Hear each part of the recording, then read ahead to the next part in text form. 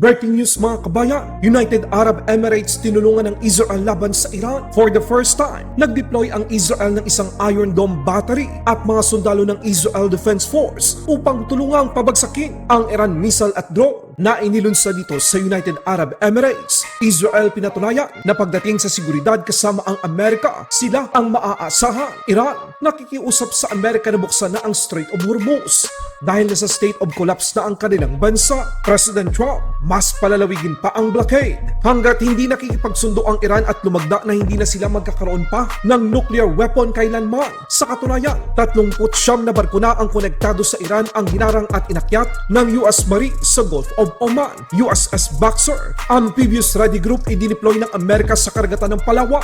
Dala nito ang mga 5th generation fighter, attack helicopter at nasa 2,500 mga sundalo. Pagpapalakas ng Pilipinas sa tulong ng Amerika, Japan, Australia, New Zealand, Canada, mas pinaigting pa. Nasa 39 na barko na konektado sa Iran ang hinarang at pinabalik ng US Navy ayon sa US Central Command. Kabilang na dito ang MV Blue Star 3, isang container ship. Nitong ika-28 ng Abril taong kasalukuyan sa Arabian Sea, inakyat ng US Marine ang nasabing barko. Hinala ng Amerika, sinusubukan nitong pumunta sa isang port sa Iran na isang paglabag sa US naval blockade. Ginamit ng Marines ang fast trooping mula sa helicopters upang makalapag sa MV Blue Star 3 upang siyasatin ang laman ng nasabing barko. Israel at United Arab Emirates ginulat ang Iran at mga bansa sa gitnang silangan. Iron Dome, dineploy ng Israel sa UAE. Ito ay matapos ang matagumpay na pag-uusap ni Prime Minister Netanyahu ng Israel at Mohammed bin Zayed ang Pangulo ng United Arab Emirates. Isang Iron Dome battery ang ipinadala ng Israel sa UAE kasama ang maraming mga sundalo ng IDF upang i-operate ito sa kasagsagan ng digmaan. Ito ang kauna-unahang pagkakataon na dineploy ang nasabing sistema sa labas ng Israel at Amerika. Dahil sa ginawang pagsalakay ng Iran, ito ang naging daan upang palakasin ng Israel at UAE ang kanilang kooperasyon sa depensa upang masigurong ligtas at kaya nitong supilin ang anumang banta ng kalaban. Iran ang tumulak sa mga kapitbahay nito sa gitnang silangan na lumapit at makipagsundo sa Israel. Isang pagkakamali ng Iran Islamic regime na siguradong kanilang pagsisisihan. Kasalukuyang nasa United Arab Emirates pa rin ang Iron Dome battery habang wala pang kasiguraduhan ang nasabing tigil putukan. Kung kayo ang tatanungin mga kabayan, tama lang ba ang naging desisyon ng UAE na paglapit sa Israel? Amerika, mas pinalakas pa ang depensa ng Pilipinas ngayong balikatan 2026. Amphibious Ready Group idineploy ng Estados Unidos sa karagatan malapit sa Palawan. Ang USS Boxer ay pumasok sa loob ng katubigan ng Pilipinas mula sa Surigao Strait, Sulu Sea at Palawan. Kapansin-pansin ang mga F-35 fighter jets at mga helikopter na sakay nito. Dala nito ang nasa mahigit 2,000 US Marines bukod pa sa mga crew ng nasabing barko. Iran, nakikiusap kay President Trump na buksan na ang Strait of Hormuz para makalabas na ang kanilang mga barkong naglalaman ng mga langis. Ayon sa Iran, nasa state of collapse na ang kanilang bansa. Halos mapupuno na ang ibakan ng langis ng Iran at kapag nangyari ito, ititigil na nila ang pag-produce ng langis na siyang ikakabagsak ng tuluyan ng kanilang bansa. Ito ang epekto ng tinatawag na economic fury ng Estados Unidos. Yeah, I think that's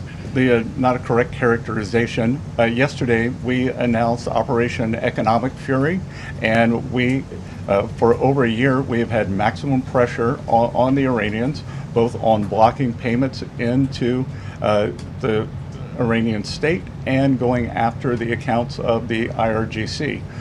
One of what may prove to be fatal mistakes that the Iranians made was bombing their GCC neighbors, and who are now willing to be much more transparent in terms of the funds or do a deeper dive in investigating the funds that are held within their banking systems. So we have pushed out to them the request that we want to freeze more funds of the leadership of the IRGC and any members of Iranian leadership. The other thing that we have done is we have told countries that if you are buying Iranian oil, that if Iranian money is sitting in your banks, we are now willing to apply secondary sanctions, which is a very stern measure, and the Iranians should know that this is going to be the financial equivalent of what we saw in the kinetic activities.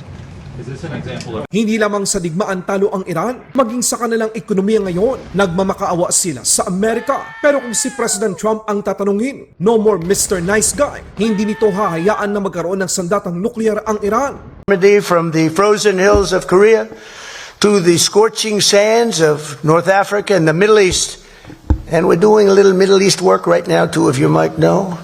And we're doing very well. We have militarily defeated that particular opponent.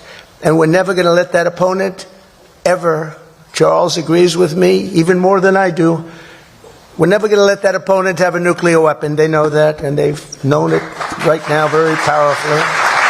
Hindi aalisin ang USA blockade hanggat walang peace at nuclear weapon deal. Lalagdaan ang Iran. Tuloy naman ang pagsasanay militar ng puwersa ng Amerika, Pilipinas, Japan, Australia, New Zealand, Canada sa kasalukuyang balikatan exercise. Approximately 40 nautical miles ng baho ni Masinloc sa West Philippine Sea para naman sa isinasagawang Maritime Cooperative Activity o MCA bilang bahagi ng Balikatan 2026. Sa aklat na ito, sabay-sabay na kumikilos sa mga barko ng Pilipinas at mga kalyadong bansa upang asanayin ang kanilang koordinasyon sa dagat bilang pagmamaneuver, komunikasyon at pag-operate bilang isang grupo.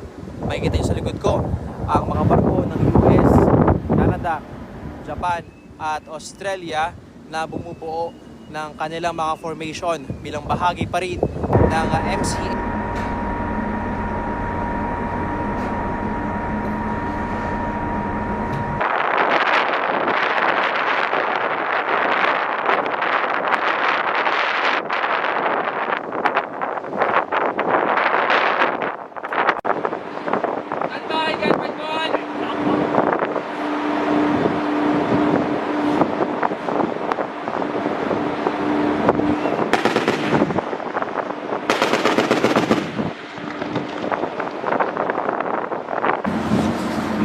Sabi mo, kumanta nasa ha? Okay, laso ko eh. Okay lang.